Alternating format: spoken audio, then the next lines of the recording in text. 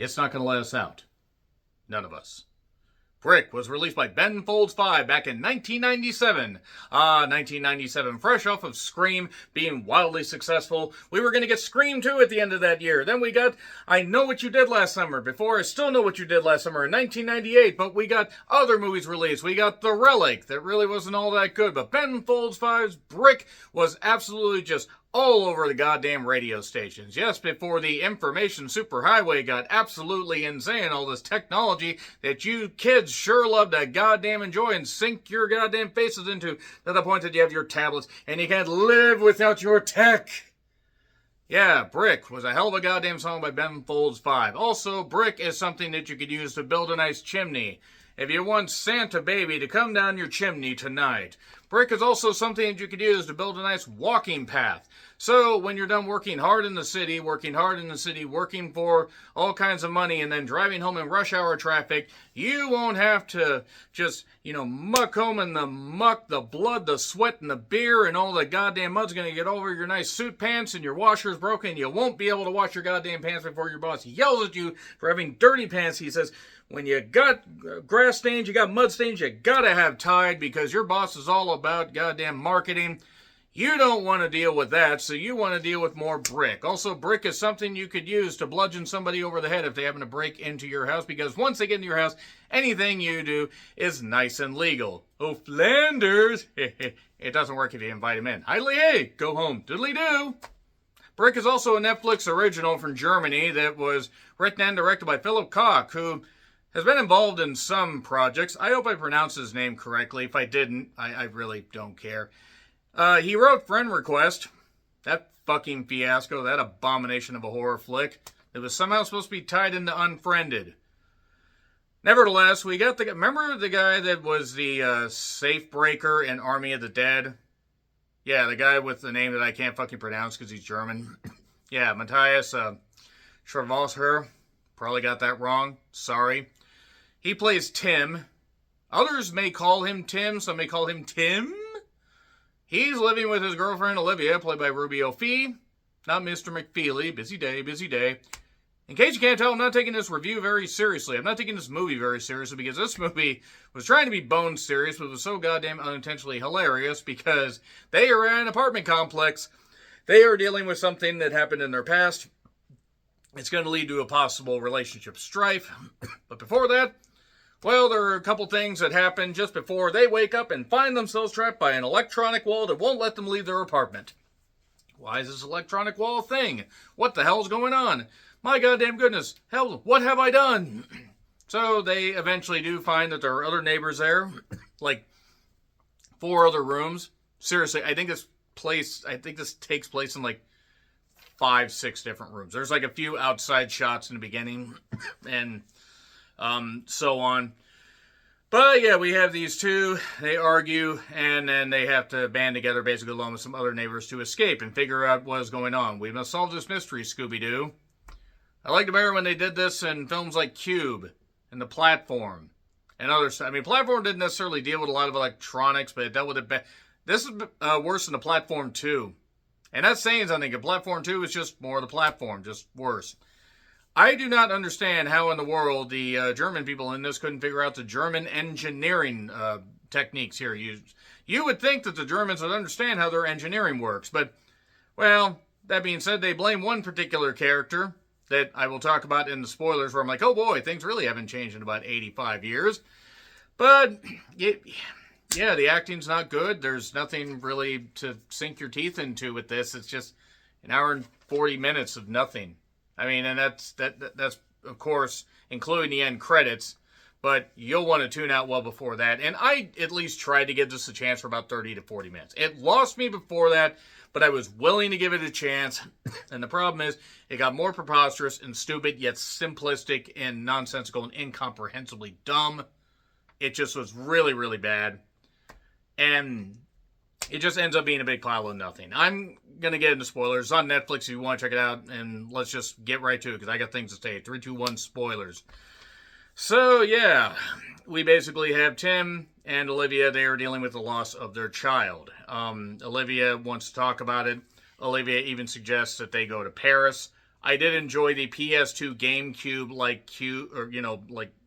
uh, maze thing opening. I was half expecting the GameCube logo to pop up, not the Dreamcast, because this movie certainly wasn't thinking. And it would be tough losing a child. And basically, Tim is a video game designer, and Olivia basically makes one last ditch. This is when they just talked to a man named Friedman that it turns out actually factors into this whole thing. And boy, geez, they really didn't bother to hide how they felt about people named Friedman. Look up what Friedman is a common last name for. Look it up. Maxwell Jacob Friedman is really all I need to say. Yeah. Never beaten the allegations there. At least it didn't take place in Argentina.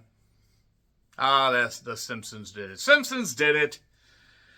Anyway, so basically, Olivia or Lib got a van. It was a nice VW pink van, and she said, "Hey, let's go to Paris. I quit my job. Just leave your job. Let's go to Paris. Always wanted to do this." And it turns out part of the reason is she's trying to save the relationship. She's trying to get him to do something bold. But also, she wants to get out of there. Too many bad memories. And look, losing a child, especially, yes, for the father, would be terrible. But for the mother especially, that's carrying another life inside you. And that would be something haunting. Had they bothered to explore any of that shit, it might have actually been at least mildly interesting. So, yeah, Tim basically designs video games. Liv decides that she wants to leave the next morning.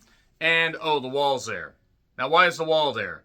Well, a little bit earlier, there was a fire in the harbor district and everything. So maybe that fire has something to do with it. Or maybe it doesn't. Maybe it's just all a red herring. By the way, the fire has a lot to do with it, just so you know. And they must end up, figuring out what's going on here. They figure out the wall's magnetic.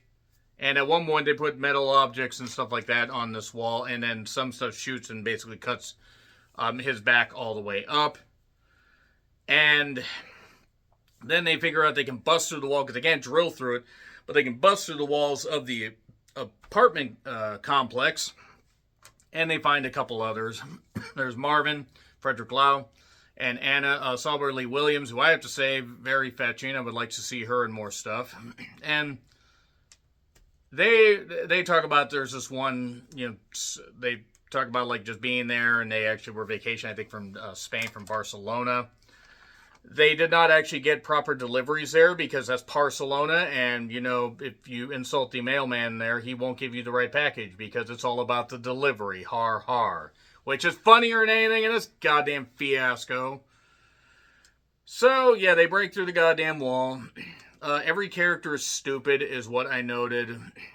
Anna and Marvin are together, but they did a little bit too much drinking, and maybe Marvin got a little bit frisky or a little bit angry.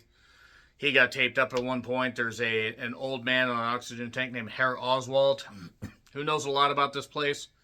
But he doesn't need to be put on trial. He was innocent. He was only following orders.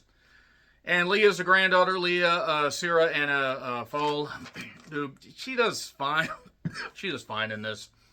By the way, there were cameras in the detectors, and they find Friedman, and Friedman has hands cut off. Now, why were Friedman's hands cut off? Actually, they weren't cut off so much as it looked like they were surgically removed with a laser that cauterized it. Weird.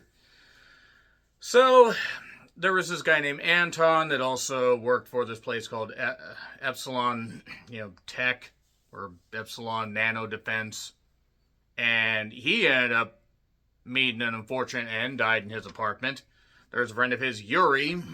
You never trust guys named Yuri. Chernobyl Diaries taught you that. God, that terrible movie. The idea is this building was made in 1897, and they can go down into the floor. By the way, they're breaking through the floors of this in their apartment. They break through the wall first, they break through the floor, and after convincing Herr Oswald that they are on the right side of history, I'm just going to insult this movie because it deserves to be insulted because it's absolutely terrible. I'm sorry. This is really fucking bad. But they agree to go with them. He's got a gun. They meet this guy, Yuri, and then they decide to break down into the basement and open the door and everything and figure this shit out. Oh, wait, the door to the tunnels they talked about is also blocked off, even though they're 7 feet underground. They're not 6 underground, because I don't want to.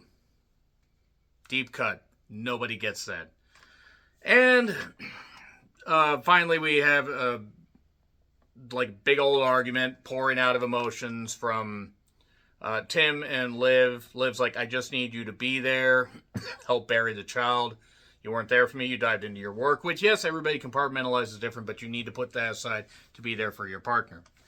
And Anton, by the way, had figured out some things, but suddenly ended up dead. Now, maybe the stress of it was too much for him. Well, they noticed purple marks around his neck, almost like he was choked.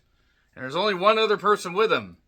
So if you can't figure out who the fuck was responsible for all this, I don't know what to tell you. But he worked for this nano defense, and by the way, they look at this footage, and it's nanite stuff that covers their goddamn building. So, okay, there's a way to disable nanites. Superman found that out. Sorry if you haven't seen Superman, but that's a spoiler there. It's in the spoiler section for this. So, they try to shoot their way out, by the way, of that wall, but the bullets just go there and then fire back and kill the grandfather, which, I mean, that is terrible. That is, absolutely something that shouldn't happen. But to be fair, you probably should have gotten your grandfather down a little bit quicker, Leah. What kind of granddaughter are you? So, basically, it turns out Yuri killed Anton. He did this because, there is something dangerous going on outside. That is why they are all trapped in there, because it's the defense against any attack. Biochemical, whatever. It's a way to protect everybody in Hamburg and whatever other cities there are, that are affected by this.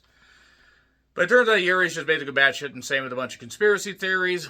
He ends up killing Leia at one point while they're discovering all this stuff. It turns out Anton came up with an app to use these certain big bricks there, as button codes, because he had a little secret layer thing that was like, on a pocket, like pilot thing, Palm Pilot, that's what I'm trying to say.